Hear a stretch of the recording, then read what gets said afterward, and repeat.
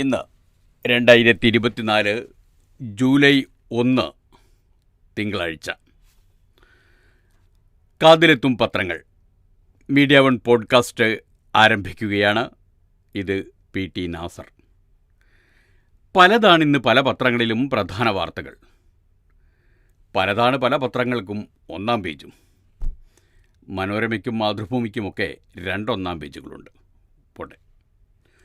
പോർച്ചുഗലിലെ Braga നഗരത്തിൽ നടക്കുന്ന ചടങ്ങിൽ വെച്ച് കോഴിക്കോട് മേയർ യുനെസ്കോയുടെ സാഹിത്യ നഗര പദവി ഏറ്റുവാങ്ങുന്നതാണ് മലയാള മനോരമയിൽ ആദ്യത്തെ ഒന്നാം പേജിലെ പ്രധാന വാർത്ത. പോലീസിന് നിർമ്മിത ബുദ്ധിയിൽ പരിശീലനം നൽകുന്നു എന്നതാണ് മാതൃഭൂമിയിൽ. തെരഞ്ഞെടുപ്പ് തോൽവി CPMന്റെ കേന്ദ്ര കമ്മിറ്റി വിശകലനം ചെയ്തതാണ് മാധ്യമത്തിൽ. പകർച്ചപ്പനിയിൽ ദിവസം 10,000 പേർ വീതം ആശുപത്രികളിലെത്തുന്നുവെന്ന് കേരള കൗമുദി. വയനാട്ടിൽ ആദിവാസി കുടുംബങ്ങളുടെ വൈദ്യുതി ബില്ല് വിച്ഛേദിച്ചുവെന്ന് ദീപികയിൽ. ഇന്നു മുതൽ പുതിയ ക്രിമിനൽ നിയമങ്ങൾ നടപ്പിൽ വരുന്നുവെന്നതാണ് ദേശാഭിമാനിയിൽ. കേൾക്കാം. മനോരമയുടെ പുറം പേജിലെ, അതായത് ആദ്യത്തെ ഒന്നാം പേജിലെ പ്രധാന വാർത്ത ബ്രാഗയിൽ ഇന്നു തെളിയും കോഴിക്കോട് എന്നതാണ് തലക്കെട്ട്.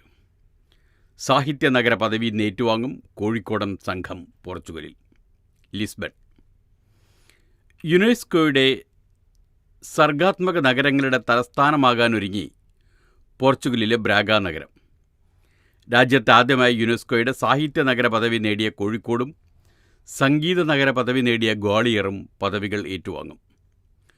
കോഴിക്കോടിന് വേണ്ടി ബഹുമതി ഏറ്റുവാങ്ങാൻ mayor Beena Philip, corporation secretary KU Bini എന്നിവർ പോർച്ചുഗലിൽ എത്തി. ഇന്നു മുതൽ 5 വരെയാണ് ബ്രാഗയിൽ യുനെസ്കോ ക്രിയേറ്റീവ് സിറ്റി നെറ്റ്വർക്ക് വാർഷിക സമ്മേളനം നടക്കുന്നത്. യുനെസ്കോ ക്രിയേറ്റീവ് സിറ്റി നെറ്റ്വർക്ക് രൂപീകരിച്ച് 20 വർഷം തികയുന്നത് ഇത്തവണയാണ്. അടുത്ത ദശാബ്ദത്തിലേക്കുള്ള യുവാക്കളെ മുൻനിരയിൽ കൊണ്ടുവരിക എന്ന ആശയവുമായാണ് ഈ വർഷം സമ്മേളനം നടക്കുന്നത്. സർഗാത്മക നഗര പദവി ലഭിക്കുന്ന നഗരങ്ങൾക്ക് അവരുടെ ചരിത്രവും സാംസ്കാരിക മുന്നേറ്റവും അതത് മേഖലകളിലെ പുതു അറിവുകളും അവതരിപ്പിക്കാനും പുതിയ ആശയങ്ങൾ രൂപീകരിക്കാനുമുള്ള അവസരമാണ് സമ്മേളനം ഒരുക്കുന്നത്. നിലവിൽ 350 നഗരങ്ങളാണ് പട്ടികയിലുള്ളത്. കോഴിക്കോടും ഗ്വാളിയറുമടക്കം 55 നഗരങ്ങളാണ് ഇത്തവണ കൂട്ടിച്ചേർക്കപ്പെടുന്നത്. സാഹിത്യം, സംഗീതം, നാടോടി കലകൾ, സിനിമ, ഡിസൈൻ, പാചകം തുടങ്ങിയ മേഖലകളിൽ നിന്നാണ് പുതിയ നഗരങ്ങൾ ഉൾപ്പെട്ടിരിക്കുന്നത്. സ്വാഭിമാനം കോഴിക്കോടിനായി എന്ന തലക്കെട്ടിൽ Beena Philip, Kozhikode mayor Beena Philip എഴുതിയ കുറിപ്പ് മലയാള മനോരമ ഒന്നാം പേജിൽ തന്നെ നൽകിയിട്ടുണ്ട്. ഓർക്കണം, കോഴിക്കോട് എഡിഷൻ പത്രമാണ് നമ്മുടെ മുമ്പിലുള്ളത്. അപ്പോൾ കോഴിക്കോട് മേയറുടെ കുറിപ്പ് ഒന്നാം പേജിൽ കണ്ടേക്കാം. കുറിപ്പിങ്ങനെയാണ്: ഏറെ ആവേശത്തിലാണ് ഞങ്ങൾ. ബ്രാഗയിലെ യുനെസ്കോ സർഗാത്മക നഗരശൃംഖലാ സമ്മേളനത്തിൽ പങ്കെടുക്കാനും സാഹിത്യ നഗര പദവി ഏറ്റെടുക്കാനുമായുള്ള വരവ് ഏറെ അഭിമാനകരമാണ്. കോഴിക്കോടിനു വേണ്ടി, അമ്മ മലയാളത്തിനു വേണ്ടി ഈ മഹത്തായ ബഹുമതി ഏറ്റുവാങ്ങുന്ന നിമിഷം അത്രമേൽ ആനന്ദകരമാകുമെന്നുറപ്പ്. അക്ഷരങ്ങളെ, കലയെ, രുചിവൈവിധ്യങ്ങളെ, മാനവികതയെ ഒക്കെ നെഞ്ചോട് ചേർത്ത് പിടിക്കുന്ന നാട്ടുകാർക്കുള്ള ആദരമായാണ് ഈ ബഹുമതി ഞങ്ങൾ സ്വീകരിക്കുക. ലോകത്തിനു മുന്നിൽ കോഴിക്കോട് തലയുയർത്തി നിൽക്കുന്ന സമ്മോഹന നിമിഷം. നിങ്ങൾ ഓരോരുത്തരുമാണ് ഈ പുരസ്കാരം ഏറ്റുവാങ്ങുന്നത്. എനിക്കൊപ്പം കോർപ്പറേഷൻ സെക്രട്ടറി KU ബിനിയുമുണ്ട്. പോർച്ചുഗലിലെ പോർട്ടോയിൽ നിന്ന് സമ്മേളനം നടക്കുന്ന ബ്രാഗ നഗരത്തിലേക്ക് പൊതുഗതാഗത സംവിധാനം ഉപയോഗിച്ചാണ് പോകേണ്ടത്. 5 ദിവസമുള്ള സമ്മേളനത്തിൻ്റെ ആദ്യ ദിവസമായി ഇന്നാണ് നമുക്ക് സമയം അനുവദിച്ചിരിക്കുന്നത്. വിസ്മയ മുഹൂർത്തങ്ങളിലേക്കുള്ള ഈ യാത്രയിൽ വായിക്കാനായി ഞാൻ കയ്യിലെടുത്തത് ലൂസിയാദുകളുടെ ഇതിഹാസം എന്ന പുസ്തകമാണ്. പോർച്ചുഗലിലെ ദേശീയ കവി ലൂയിഷ് വാട്സ് ദ കമോയിഷ 1572 എഴുതിയ പോർച്ചുഗീസ് ഇതിഹാസ കാവ്യമായ ഉഷ്ലൂസിയദ് എന്ന ഈ പുസ്തകം വാസ്കോ ഡ ഗാമ ഇന്ത്യയിലേക്ക് നടത്തിയ കപ്പൽ യാത്രയും കോഴിക്കോട് വന്നെത്തിയതുമൊക്കെ ചരിത്രവും ഭാവനയും കൂട്ടിക്കലർത്തി എഴുതിയ കാവ്യമാണ്. പോർച്ചുഗലിൻ്റെ ദേശീയ ഇതിഹാസമാണെങ്കിലും കോഴിക്കോടുമായി ബന്ധപ്പെട്ട് കിടക്കുന്ന ഈ പുസ്തകത്തിൻ്റെ മലയാള പരിഭാഷ ലഭ്യമാണ്. നവംബറിൽ കോഴിക്കോട് ഹോർദു സാഹിത്യ സമ്മേളനം നടക്കുകയാണല്ലോ. അതിൽ ഈ പുസ്തകവും ഏറെ ചർച്ച ചെയ്യണമെന്നാണ് എൻ്റെ അഭിപ്രായം. എല്ലാവരും ഈ പുസ്തകത്തിൻ്റെ ആദ്യ അധ്യായമെങ്കിലും വായിച്ചിരിക്കേണ്ടതാണ്.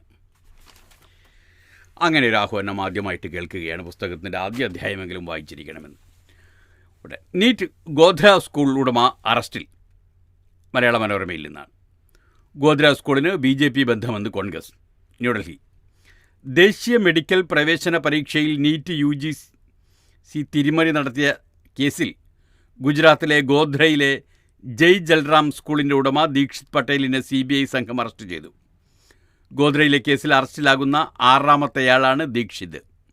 ഗോധ്രയിലെ പർവതി ഗ്രാമത്തിലെ നീറ്റ് പരീക്ഷാ കേന്ദ്രമായ ജയ് ജയറാം സ്കൂൾ പ്രിൻസിപ്പൽ പുരുഷോത്തം ശർമ്മ ഉൾപ്പെടെയുള്ളവരെ നേരത്തെ അറസ്റ്റ് ചെയ്തിരുന്നു. ജയ് ജൽറാം സ്കൂളിൽ പരീക്ഷ എഴുതിയ 30 വിദ്യാർത്ഥികളിൽ ക്രമക്കേട് നടത്തിയെന്നാണ് കണ്ടെത്തൽ. ഉത്തരക്കടലാസിൽ തിരിമറി നടത്താൻ വിദ്യാർത്ഥികളിൽ നിന്ന് 10 ലക്ഷം രൂപ വരെ ഈടാക്കിയെന്നുമാണ് വിവരം. അതേസമയം ജയ് ജൽറാം സ്കൂളിന് BJP നേതാക്കളുമായി ബന്ധമുണ്ടെന്ന ആരോപണവുമായി കോൺഗ്രസ് സംസ്ഥാന നേതൃത്വം രംഗത്തെത്തി. CBI അറസ്റ്റ് ചെയ്ത ദീക്ഷിത് പട്ടേലിന് പ്രധാനമന്ത്രി നരേന്ദ്രമോദി ഉൾപ്പെടെയുള്ള നേതാക്കളുമായി അടുത്ത ബന്ധമുണ്ടെന്ന് ഗുജറാത്ത് കോൺഗ്രസ് അധ്യക്ഷനും രാജ്യസഭാംഗവുമായ ശക്തിസിംഗ് ഗോഹിൽ ആരോപിച്ചു. പുതിയ പരിഷ്കാരം, പുതിയ ക്രിമിനൽ തെളിവ് നിയമങ്ങൾ നിലവിൽ. മനോരമയുടെ 2ാമത്തെ 1-ാം പേജിലും ദേശാഭിമാനിയുടെ ആകെയുള്ള 1-ാം പേജിലുമുള്ള പ്രധാന വാർത്ത ഇതാണ്. പുതിയ പരിഷ്കാരം, പുതിയ ക്രിമിനൽ തെളിവ് നിയമങ്ങൾ നിലവിൽ. തെളിവുകൾ ക്യാമറയിലാക്കും. പരിശോധനകൾക്ക് റെക്കോർഡിംഗ്, ഡിജിറ്റൽ തെളിവുകൾക്ക് കൂടുതൽ പ്രാധാന്യവും. കേരളത്തിൽ 360 ഡിഗ്രി മഹസർ. തിരുവനന്തപുരം. പോലീസ് നടത്തുന്ന എല്ലാ പരിശോധനകളുടെയും വീഡിയോ റെക്കോർഡിംഗ് ഇനി മുതൽ നടക്കും. സാക്ഷി എന്ന മൊബൈൽ ആപ്പ് വഴി നടത്തുന്ന റെക്കോർഡിംഗിലെ ദൃശ്യങ്ങൾ മുതിർന്ന പോലീസ് ഉദ്യോഗസ്ഥർക്കും കോടതിക്കും എപ്പോൾ വേണമെങ്കിലും കാണാനാകും. ഇന്നലെ അർദ്ധരാത്രി മുതൽ രാജ്യത്ത് നടപ്പായ പുതിയ ക്രിമിനൽ തെളിവ് നിയമങ്ങൾ അനുസരിച്ചാണ് നടപടി. 7 വർഷത്തിന് മുകളിൽ ശിക്ഷ ലഭിക്കുന്ന എല്ലാ കുറ്റകൃത്യങ്ങൾക്കും ഫോറൻസിക് പരിശോധന നിർദ്ദേശിച്ചിട്ടുണ്ടെങ്കിലും കേരളം ഉൾപ്പെടെ ചില സംസ്ഥാനങ്ങളിൽ ഉടനുണ്ടാവില്ല. ഫോറൻസിക് ലാബുകളും സംവിധാനവും മെച്ചപ്പെടുത്താൻ കൂടുതൽ സമയം വേണമെന്നാവശ്യപ്പെട്ടതിനാലാണ് സമയം നീട്ടി നൽകിയത്. 2ാമതായി പരിഗണിച്ചിരുന്ന ഡിജിറ്റൽ വിവരങ്ങൾ പുതുക്കിയ നിയമത്തിൽ പ്രധാന തെളിവാകും. ഫോൺ നശിപ്പിക്കപ്പെട്ടാൽ ദൃശ്യങ്ങളുടെ പകർപ്പാണ് ഹാജരാക്കുന്നതെങ്കിൽ ഇനി അതും പ്രഥമ തെളിവായി പരിഗണിക്കും. പ്രധാനപ്പെട്ട കേസുകളിൽ മഹസർ രേഖപ്പെടുത്തുന്നത് ഇനി 360 ഡിഗ്രി ലേസർ ക്യാമറയിലായിരിക്കും. വെർച്വൽ റിയാലിറ്റി സാങ്കേതിക സംവിധാനമുള്ള 25 ലക്ഷം വില വരുന്ന 20 ക്യാമറകൾ വാങ്ങാൻ കേരള പോലീസ് കരാർ കൊടുത്തിട്ടുണ്ട്. ക്യാമറയിൽ കുറ്റകൃത്യം നടന്ന സ്ഥലം മുഴുവൻ പകർത്തുന്നതോടെ കേസ് പിന്നീട് മറ്റ് ഏജൻസികൾക്ക് അന്വേഷണമെങ്കിൽ വിശദമായ ദൃശ്യങ്ങൾ നൽകാനും അവർക്കാകും. ഒളിവിലായാലും വിചാരണ. കേസുകളുടെ വിചാരണ സമയബന്ധിതമായി പൂർത്തിയാക്കണമെന്ന വ്യവസ്ഥ പുതുക്കിയ നിയമത്തിലുണ്ട്. പ്രതി ഒളിവിലാണെങ്കിൽ കേസ് വിചാരണ നടക്കാതെ മാറ്റിവെക്കുന്ന പതിവിനുണ്ടാവില്ല. വിചാരണ പൂർത്തിയാക്കി ശിക്ഷ വിധിക്കും. നിക്ഷേപ തട്ടിപ്പിൽ ക്രിമിനൽ കേസുകൾ എടുത്താലും പ്രതിയുടെ സ്വത്തുകൾ കണ്ടുകെട്ടാൻ പരാതിക്കാർ കോടതിയിൽ പോയി സിവിൽ കേസ് കൊടുക്കേണ്ട രീതിയും മാറും. ക്രിമിനൽ കേസിൻ്റെ നടപടിക്രമമായി പ്രതിയുടെ സ്വത്ത് കണ്ടുകെട്ടാൻ കഴിയും. അങ്ങനെ പോകുന്നു പുതിയ നിയമങ്ങളുടെ വിശേഷങ്ങൾ. മലയാളത്തിലും വരും.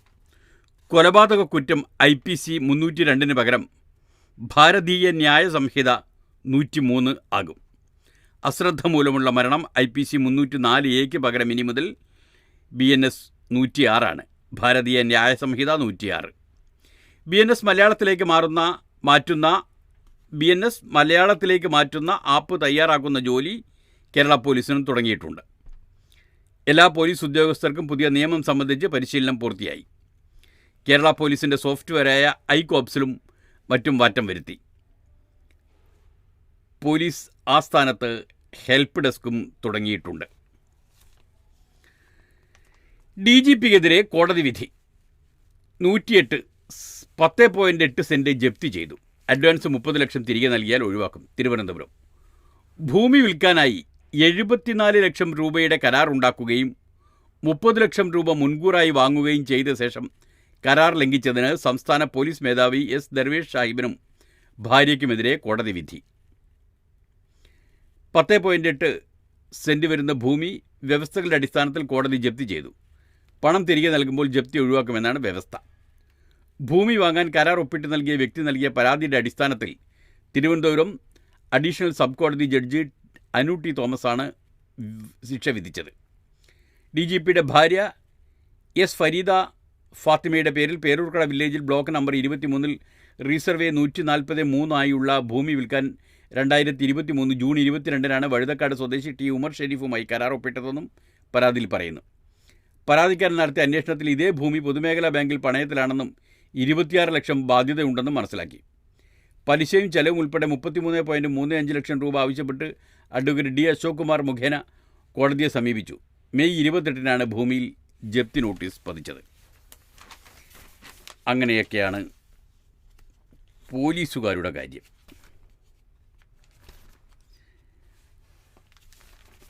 അത് പറയുമ്പോൾ മാതൃഭൂമിയുടെ 1-ാം പേജിലെ ഒരു വാർത്ത കൂടി ഇതോട് ചേർത്ത് വായിക്കണം എന്ന് തോന്നുന്നു. സ്മാർട്ടാവാൻ 20 സ്റ്റേഷനുകൾ, നിർമ്മിത ബുദ്ധിയിൽ പോലീസിന് പരിശീലനം എന്നാണ് ആ വാർത്ത. തിരുവനന്തപുരം സംസ്ഥാന പോലീസിൻ്റെ ആധുനീകരണത്തിൻ്റെ ഭാഗമായി പോലീസ് സ്റ്റേഷനുകൾ സ്മാർട്ടാകുന്നു. പരാതികൾ സ്വീകരിക്കുന്നത് മുതൽ പരിഹരിക്കുന്നത് വരെയുള്ള കാര്യങ്ങളിൽ ഡിജിറ്റൽ സംവിധാനത്തിന് മുൻതൂക്കം നൽകുന്നതാണ് സ്മാർട്ട് പോലീസ് സ്റ്റേഷനുകളുടെ പ്രത്യേകത. പോലീസ് പ്രവർത്തനങ്ങൾക്ക് ഉപയോഗിക്കുന്ന ഇലക്ട്രോണിക് സംവിധാനങ്ങൾ ഈ സ്റ്റേഷനുകളിൽ ഉപയോഗിക്കും. പോലീസ് ജില്ലയിൽ 1 വീതം എന്ന കണക്കിൽ 20 സ്റ്റേഷനുകളെയാണ് സ്മാർട്ടാക്കുന്നത്. സാങ്കേതിക വൈദഗ്ധ്യമുള്ള പോലീസ് ഉദ്യോഗസ്ഥരെ ഇവിടെ നിയമിക്കും. ഹൈടെക് കുറ്റകൃത്യങ്ങൾ വർദ്ധിക്കുന്ന സാഹചര്യത്തിൽ നിർമ്മിത ബുദ്ധിയിൽ ഉൾപ്പെടെ പരിശീലനം നൽകാനും തീരുമാനമുണ്ട്. ആൾക്കൂട്ട നിയന്ത്രണം, സുരക്ഷ, മുഖം തിരിച്ചറിയൽ, വീഡിയോ ക്ലിപ്പിങ്ങുകൾ സ്കാൻ ചെയ്ത് കുറ്റകൃത്യങ്ങൾ കണ്ടെത്തുന്നതിനും തടയുന്നതിനുമുള്ള നടപടി തുടങ്ങിയവയിലാണ് ഉദ്യോഗസ്ഥർക്ക് പരിശീലനം നൽകുക. സൈബർ ഡോമിൻ്റെ നേതൃത്വത്തിലാണ് പരിശീലനം. ലോക്നാഥ് ബെഹ്റ പോലീസ് മേധാവിയായിരിക്കെയാണ് സ്മാർട്ട് സ്റ്റേഷനുകൾ എന്ന ആശയം മുന്നോട്ട് വെച്ചത്. തൃശൂർ പോലീസ് സ്റ്റേഷനെ മാതൃകാ സ്റ്റേഷനാക്കാനും നിർദ്ദേശിച്ചിരുന്നു. ഇതിന് പിന്നാലെയാണ് സ്മാർട്ട് സ്റ്റേഷൻ ആയുള്ള നടപടികൾ പുരോഗമിക്കുന്നത്. പുതുതായി ചേരുന്ന ഉദ്യോഗസ്ഥരിൽ സാങ്കേതിക വിഷയങ്ങളിൽ യോഗ്യതയുള്ളവരുണ്ട്. ഇവരിൽ നിന്ന് താൽപ്പര്യമുള്ളവരെ, മികച്ച പ്രകടനം കാഴ്ചവെക്കുന്നവരെയും ഉപയോഗിച്ച് സ്റ്റേഷനുകൾ പുത്തൻ രീതികൾക്ക് അനുസൃതമായി പ്രവർത്തിപ്പിക്കുകയാണ് ഉദ്ദേശം. പാഴായ മരുന്നുകളുടെ സംസ്കരണം ഭീഷണി എന്നൊരു വാർത്തയും മാതൃഭൂമിയുടെ 1-ാം പേജിലുണ്ട്. കർശന മാനദണ്ഡം ഒരുക്കുന്നു. തൃശൂർ കാലാവധി തീർന്നതും പല കാരണങ്ങളാൽ ഉപയോഗശൂന്യമായതുമായ അലോപ്പതി മരുന്നുകളുടെ യുക്തമല്ലാത്ത സംസ്കരണം പൊതുജനാരോഗ്യത്തിന് കടുത്ത ഭീഷണി എന്ന് വീണ്ടും വിലയിരുത്തൽ. ഈ സാഹചര്യത്തിൽ കൂടുതൽ ഫലപ്രദവും ശാസ്ത്രീയവും കർശനവുമായ മാർഗനിർദ്ദേശങ്ങൾ രൂപപ്പെടുത്താനുള്ള ശ്രമം തുടങ്ങി. ഇതിനായി ആരോഗ്യ മന്ത്രാലയവും ഇതനുസരിച്ചുള്ള നിർദ്ദേശം ഡ്രഗ്സ് വിഭാഗത്തിന് നൽകിയിട്ടുണ്ട്. മരുന്നുകൾ സുരക്ഷിതമായി സംസ്കരിക്കുന്നതിനുള്ള മാർഗനിർദ്ദേശ രേഖയാണ് തയ്യാറാക്കുന്നത്. എത്രയും വേഗം ഇത് പ്രസിദ്ധീകരിക്കാനാണ് ശ്രമം. ലോകാരോഗ്യ സംഘടനയുടെയും അമേരിക്കൻ ഫുഡ് ആൻഡ് ഡ്രഗ് അഡ്മിനിസ്ട്രേഷൻ്റെയും നിർദ്ദേശങ്ങളാണ് അടിസ്ഥാനമാക്കുന്നത്. ബയോമെഡിക്കൽ മാലിന്യം സംബന്ധിച്ച ചട്ടങ്ങളും കൂടി പരിഗണിച്ചായിരിക്കും പുതിയ രേഖ നിലവിൽ വരിക. ഡൽഹി അടിസ്ഥാനമാക്കി പഠനത്തിൽ അന്തരീക്ഷ വായുവിൽ പോലും മരുന്ന് ഘടകങ്ങളുടെ നടത്തിയ പഠനത്തിൽ അന്തരീക്ഷ വായുവിൽ പോലും മരുന്നുകളുടെ സാന്നിധ്യം കണ്ടെത്തിയിട്ടുണ്ട്. പരിസ്ഥിതി പ്രവർത്തകരും സംഘടനകളും ഏറെക്കാലമായി ഈ ഭീഷണി ചൂണ്ടിക്കാട്ടുന്നുമുണ്ട്. MRന് പകരം ഇനി ഓൺലൈനിലായിരിക്കും നീറ്റ് UG വിവാദത്തിൻ്റെ പശ്ചാത്തലത്തിൽ OMRന് പകരം ഓൺലൈൻ പരീക്ഷ പരിഗണനയിൽ എന്നൊരു വാർത്തയും മാതൃഭൂമിയുടെ 1-ാം പേജിലുണ്ട്. ന്യൂഡൽഹി ചോദ്യക്കടലാസ് ചോർച്ച, ക്രമക്കേട്, ആൾമാറാട്ടം തുടങ്ങിയ വിവാദങ്ങൾക്കിടയിൽ അടുത്ത വർഷം മുതൽ നീറ്റ് UG ഓൺലൈനാക്കുന്നതിന് ദേശീയ പരീക്ഷാ ഏജൻസി പരിഗണിക്കുന്നു. OMR രീതിയിലുള്ള പരീക്ഷയിൽ ക്രമക്കേട് വർദ്ധിക്കുന്നുവെന്ന കണ്ടെത്തലിനെ തുടർന്നാണിത്. NTA ഘടനയും പ്രവർത്തനവും അവലോകനം ചെയ്യാൻ കേന്ദ്രം രൂപവത്കരിച്ച ഡോക്ടർ K രാധാകൃഷ്ണൻ അധ്യക്ഷനായ 7-അംഗ സമിതി ഓൺലൈൻ പരീക്ഷാ നടത്തിപ്പിനെ അവലോകനം ചെയ്യുന്നുണ്ട്. അന്തിമ തീരുമാനം ദേശീയ മെഡിക്കൽ കമ്മീഷൻ്റേതാകും. 2019 മുതൽ നീറ്റ് ഓൺലൈനായി നടത്തുമെന്നും വർഷത്തിൽ 2 തവണ നടത്തുമെന്നും 2018 അന്നത്തെ വിദ്യാഭ്യാസ മന്ത്രി പ്രകാശ് ജാവ്ഡേക്കർ പ്രഖ്യാപിച്ചിരുന്നു. ഗ്രാമീണ മേഖലയിലെ വിദ്യാർത്ഥികളെ ഇത് ബാധിക്കുമെന്ന ആരോഗ്യ മന്ത്രാലയത്തിൻ്റെ എതിർപ്പിനെ തുടർന്നാണ് OMR രീതി തുടരാൻ തീരുമാനിച്ചത്. സാങ്കേതിക സർവകലാശാല പ്രവേശനത്തിനുള്ള JEE മെയിൻ അഡ്വാൻസ് പരീക്ഷകൾ ഓൺലൈനിലായാണ് നടത്തുന്നത്. ഗ്രാമീണ പശ്ചാത്തലത്തിൽ നിന്നുള്ള ഒട്ടേറെ വിദ്യാർത്ഥികൾ ഈ പരീക്ഷയിൽ യോഗ്യത നേടുന്നുമുണ്ട്.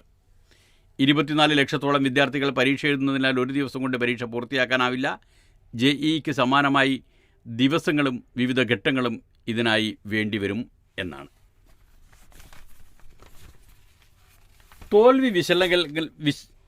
തോൽവി വിശകലനം ചെയ്ത് CPM കേന്ദ്ര കമ്മിറ്റി പഠിക്കും തിരുത്തുമെന്ന് മാധ്യമത്തിൻ്റെ തലക്കെട്ട്. കേരളത്തിൽ ഭരണവിരുദ്ധ വികാരം ഉണ്ടായിട്ടുണ്ടോ എന്ന് പരിശോധിക്കും.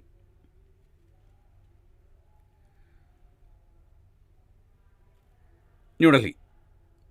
ലോക്സഭാ തെരഞ്ഞെടുപ്പിലുണ്ടായ തോൽവി പഠിച്ച് തെറ്റുതിരുത്തലുമായി മുന്നോട്ടു പോകാൻ CPM അടിത്തട്ടിൽ ആഴത്തിലുള്ള ആത്മപരിശോധനയും തിരുത്തൽ നടപടികളും ഉണ്ടാകും.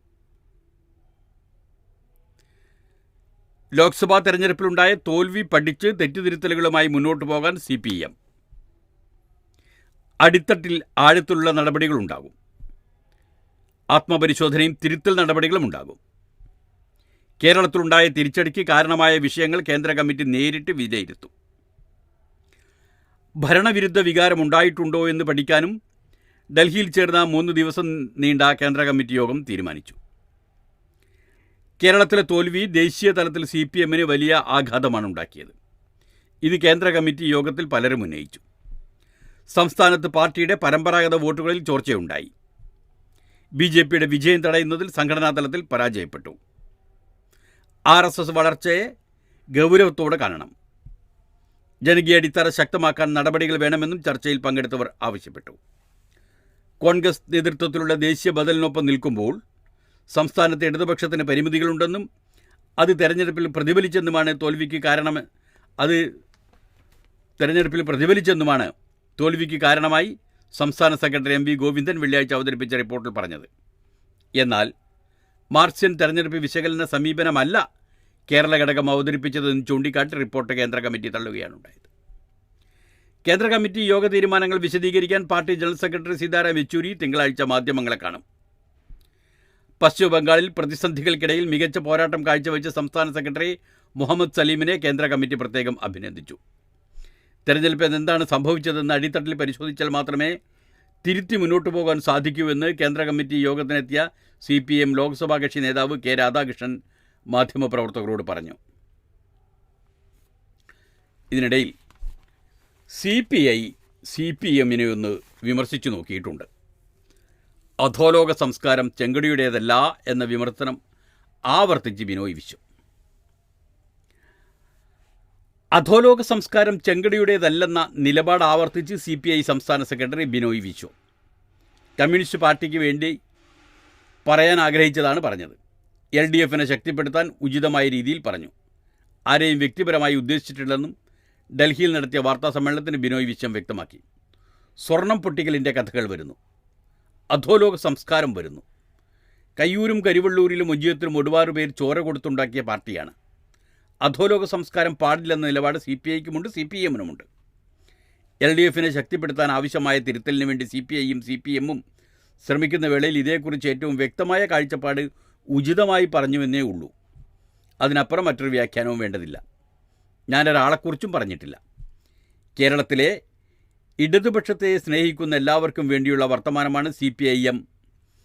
തെരഞ്ഞെടുപ്പ് എല്ലാവർക്കും വേണ്ടിയുള്ള വർത്തമാനമാണ്. CPI LDF ഇടണമെന്ന MMSൻ്റെ പ്രസ്താവന ചിരിച്ചു തള്ളുന്നുവെന്നും അദ്ദേഹം വ്യക്തമാക്കി. മാതൃഭൂമിയുടെ 1-ാം പേജിൽ ഈ വാർത്തകളോടൊപ്പം ചോർത്തൽ അന്വേഷിക്കാൻ കണ്ണൂരിൽ കമ്മീഷൻ എന്നൊരു വാർത്തയുമുണ്ട്. കണ്ണൂർ മനു തോമസ് പാർട്ടി വിട്ടത് സംബന്ധിച്ച് ജില്ലാ കമ്മിറ്റി തീരുമാനം മാധ്യമങ്ങൾക്ക് ചോർത്തി നൽകിയത് അന്വേഷിക്കാൻ CPIM കമ്മീഷനെ നിയോഗിച്ചു. ജില്ലാ സെക്രട്ടേറിയറ്റ് അംഗങ്ങളായ M പ്രകാശൻ, PV ഗോപിനാഥ് എന്നിവരാണ് കമ്മീഷൻ അംഗങ്ങൾ. അംഗത്വം പുതുക്കാതിരിക്കുന്ന മനുവിനെ ജില്ലാ കമ്മിറ്റിയിൽ നിന്ന് നീക്കി പകരം ആലക്കോട് ഏരിയ സെക്രട്ടറി സാജൻ ജോസഫിനെ ഉൾപ്പെടുത്താൻ ജില്ലാ കമ്മിറ്റി തീരുമാനിച്ചിരുന്നു. വഴിവിട്ട വ്യാപാര ബന്ധങ്ങളെ തുടർന്ന് മനുവിനെ പാർട്ടിയിൽ നിന്ന് ഒഴിവാക്കിയെന്ന തരത്തിൽ ഒരു മാധ്യമത്തിന് വാർത്ത നൽകിയതാണ് വിവാദമായതെന്ന് ജില്ലാ സെക്രട്ടറി വിലയിരുത്തി. തുടർന്നാണ് ആരോപണങ്ങളുമായി മനു രംഗത്തെത്തിയത്. ഇതിനോട് പി ജയരാജൻ പ്രതികരിച്ചത് അനവസരത്തിലുള്ളതാണെന്നും വിലയിരുത്തി. ഏതായാലും അവിടെ അത് അന്വേഷിക്കുകയാണെങ്കിലും ഒരു കമ്മീഷൻ വന്നിട്ടുണ്ട്. അപ്പോൾ ഇതിനിടയിലാണ് ഭരണം നടക്കുന്നതല്ലോ. SSLC ഫലം സജി ചെറിയാനെ തിരുത്തി ശിവൻകുട്ടി. ഈ സജി ചെറിയാനും ശിവൻകുട്ടിയും മന്ത്രിമാരാണ് എന്നറിയാമല്ലോ. തിരുവനന്തപുരം SSLC പരീക്ഷ പാസ്സായവരിൽ നല്ലൊരു ശതമാനത്തിനും എഴുതാനും വായിക്കാനും അറിയില്ലെന്ന് മന്ത്രി സജി ചെറിയാൻ്റെ പ്രസ്താവന തള്ളി വിദ്യാഭ്യാസ മന്ത്രി വി ശിവൻകുട്ടി. നിരീക്ഷണം വസ്തുതാവിരുദ്ധമാണെന്നും അക്കാദമിക മികവിൻ്റെ കാര്യത്തിൽ കേരളം ഒരു വിട്ടുവീഴ്ചയും ചെയ്യില്ലെന്നും മന്ത്രി പ്രസ്താവനയിൽ പറഞ്ഞു. സ്കൂൾ വിദ്യാഭ്യാസ മേഖലയിൽ പഠന നിലവാരം കൂടുതൽ മെച്ചപ്പെടുത്തണമെന്നത് പൊതുസമൂഹം ഉൾക്കൊള്ളുന്ന ആവശ്യമാണ്. അതിനുള്ള കൂടുതൽ പദ്ധതികൾ പൊതുവിദ്യാഭ്യാസ വകുപ്പിന് കീഴിലുള്ള SCERT അടക്കമുള്ള വിദ്യാഭ്യാസ ഏജൻസികൾ നടത്തിക്കൊണ്ടിരിക്കുകയാണ്.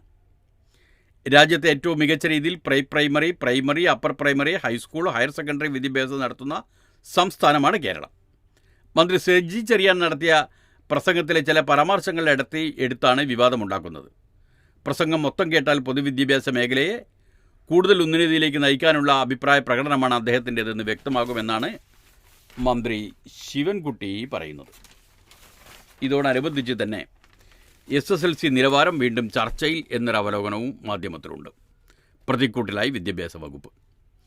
തിരുവനന്തപുരം സംസ്ഥാനത്തെ സ്കൂൾ വിദ്യാഭ്യാസത്തിൻ്റെയും SSLC പരീക്ഷയുടെയും ഗുണനിലവാരം വീണ്ടും സംശയമുനയിൽ നിർത്തി മന്ത്രി സജി ചെറിയാൻ്റെ പ്രസ്താവന.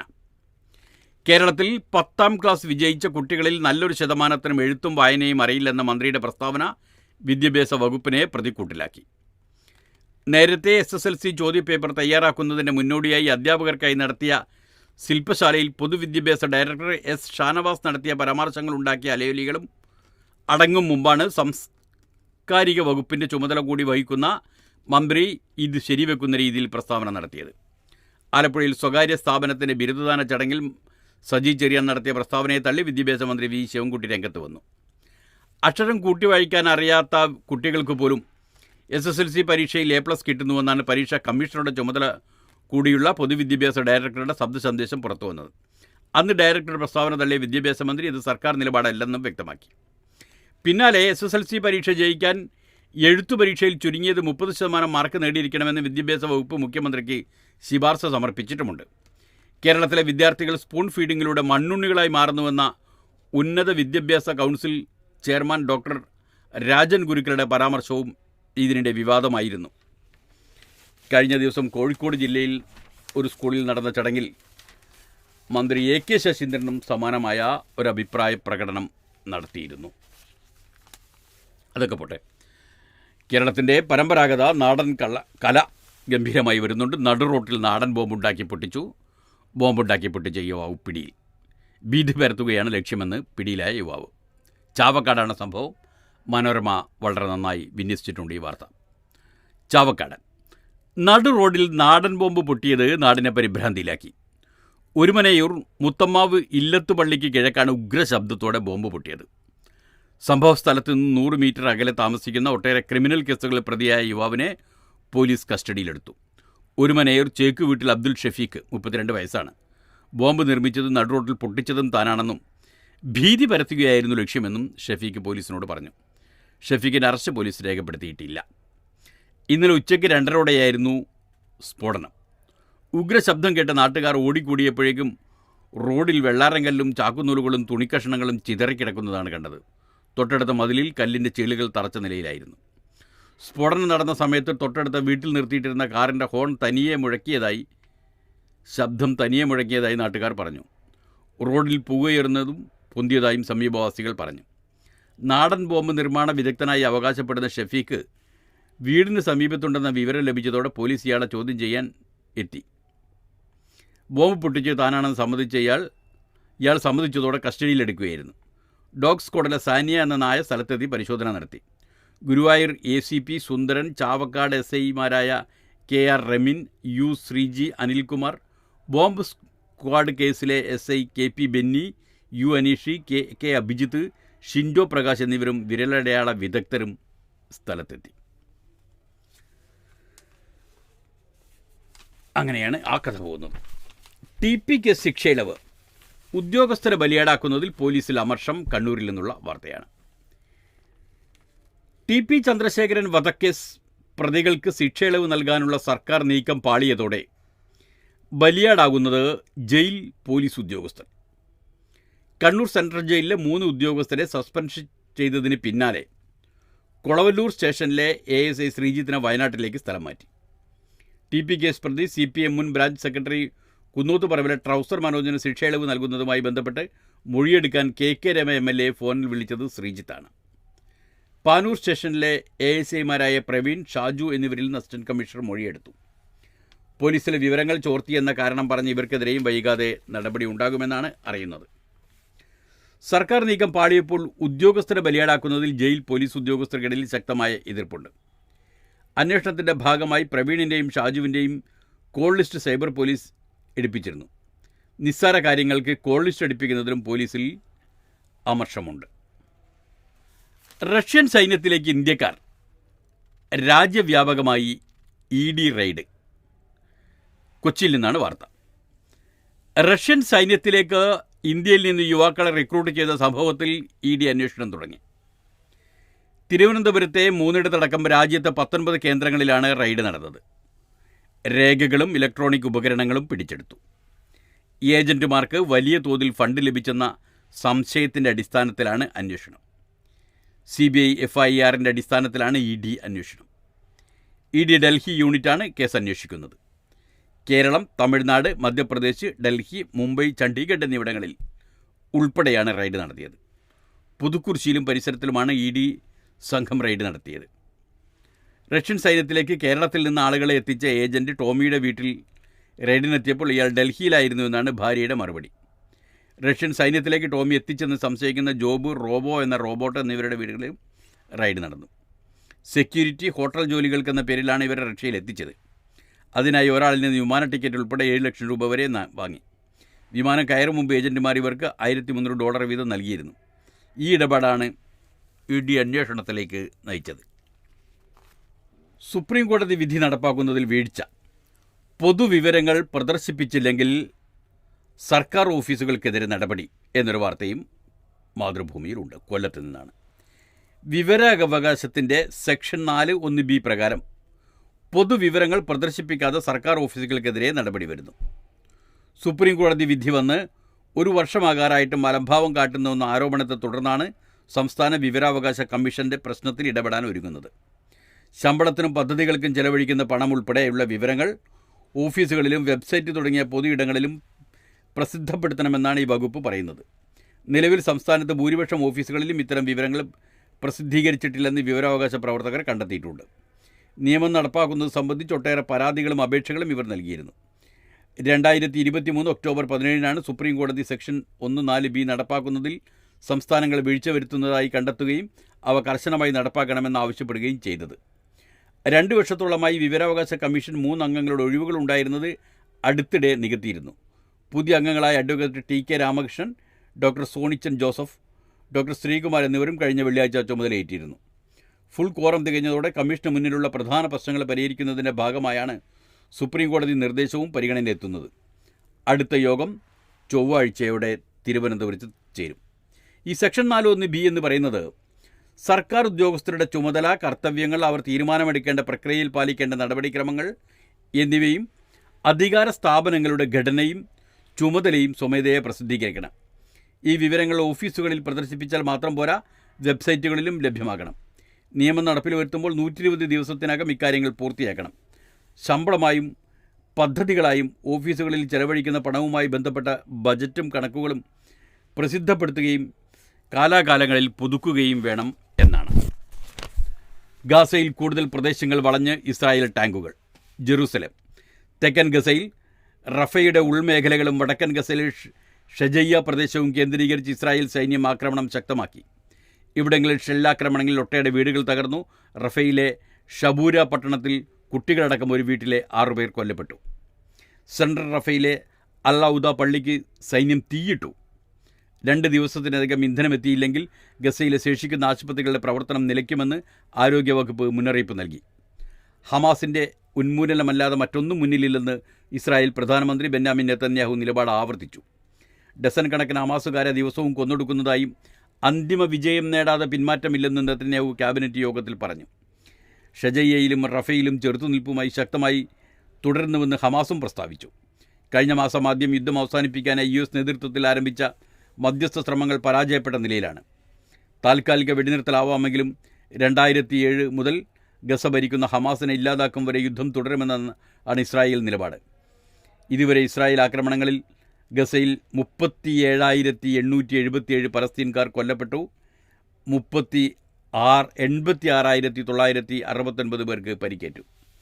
മത്സരത്തിൽ നിന്ന് പിന്മാറണമെന്ന ആവശ്യം ശക്തം, പിന്മാറില്ലെന്ന് ബൈഡൻ. വാഷിംഗ്ടൺ. ഡൊണാൾഡ് ട്രംപുമായുള്ള അറ്റ്ലാന്റ സംവാദത്തിൽ ദയനീയ പ്രകടനത്തെ തുടർന്ന് US പ്രസിഡന്റ് തെരഞ്ഞെടുപ്പിൽ നിന്ന് ജോ ബൈഡൻ പിന്മാറണമെന്ന ആവശ്യവുമായി ഡെമോക്രാറ്റിക് പാർട്ടിയിൽ ഒരു വിഭാഗം രംഗത്തിറങ്ങി. ബൈഡന് പകരം ആളെ കണ്ടെത്തണമെന്ന് US മുഖ്യധാര മാധ്യമങ്ങളും അഭിപ്രായപ്പെട്ടു. എന്നാൽ കളം വിടില്ലെന്ന നിലപാടിൽ ഉറച്ചു നിൽക്കുകയാണ് ബൈഡൻ. ഡെമോക്രാറ്റിക് സ്ഥാനാർത്ഥിയാവാനുള്ള പ്രൈമറിയിൽ വിജയിച്ച ബൈഡൻ്റെ സ്ഥാനാർത്ഥിത്വം പാർട്ടിയുടെ ഓഗസ്റ്റ് കൺവെൻഷനിലാണ് ഔദ്യോഗികമായി പ്രഖ്യാപിക്കുക. പാർട്ടി പ്രതിനിധികളിൽ 3,894 പേരുടെ പിന്തുണ ബൈഡനുണ്ട്. നാമനിർദ്ദേശം പാസ്സാകാൻ 1,975 പേർ മതി. ഷിക്കാഗോയിലാണ് ആഗസ്റ്റ് 19 മുതൽ 22 വരെ കൺവെൻഷൻ നടക്കുക. രണ്ടാം വട്ടവും പ്രസിഡന്റാവാൻ രംഗത്തുള്ള ബൈഡൻ എതിരാളിയായ റിപ്പബ്ലിക്കൻ സ്ഥാനാർത്ഥിയും മുൻ പ്രസിഡന്റുമായ റൊണാൾഡ് ട്രംപുമായി നടത്തിയ ആദ്യ TV സംവാദത്തിൽ തപ്പിത്തടഞ്ഞതാണ് പാർട്ടി കേന്ദ്രങ്ങളിൽ പരിഭ്രാന്തി പരത്തിയത്. ബൈഡന് 81 വയസ്സും ട്രംപിന് 78 വയസ്സുമാണ്. മത്സരത്തിൽ നിന്ന് പിന്മാറുന്നതിന് ബൈഡൻ രാജ്യത്തോട് ചെയ്യുന്ന സേവനമായിരിക്കുമെന്നാണ് ന്യൂയോർക്ക് ടൈംസ് പത്രം എഴുതിയത്. മറ്റു പ്രമുഖ മാധ്യമങ്ങളും ഇതേ നിലപാടാണ് സ്വീകരിച്ചത്. എന്നാൽ സംവാദത്തിന് ശേഷം നടന്ന അഭിപ്രായ വോട്ടെടുപ്പിൽ 10% സ്വതന്ത്ര വോട്ടർമാർ ബൈഡൻ പക്ഷത്തേക്ക് മാറിയെന്നാണ് പ്രചാരണ വിഭാഗം ബൈഡന് അനുകൂലമായി പറയുന്ന കാര്യങ്ങളിലൊന്ന്. CNN നടത്തിയ വോട്ടെടുപ്പിലും ബൈഡൻ്റെ ജനപിന്തുണയിൽ ഇടിവില്ലെന്നാണ് സൂചന. സംവാദത്തിൻ്റെ ആഘാതം മാറ്റാനും തെരഞ്ഞെടുപ്പ് ഫണ്ട് ശേഖരണത്തിൽ ഇടിവുണ്ടാകാതിരിക്കാനും ബൈഡൻ്റെ അനുയായികളും രംഗത്തിറങ്ങിയിട്ടുണ്ട്. ഇതോടെ ഇന്നത്തെ വാർത്തകളും അവലോകനങ്ങളും അവസാനിക്കുന്നു. നാളത്തെ വാർത്തകൾ നാളെ കേൾക്കാം. നന്ദി, നമസ്കാരം.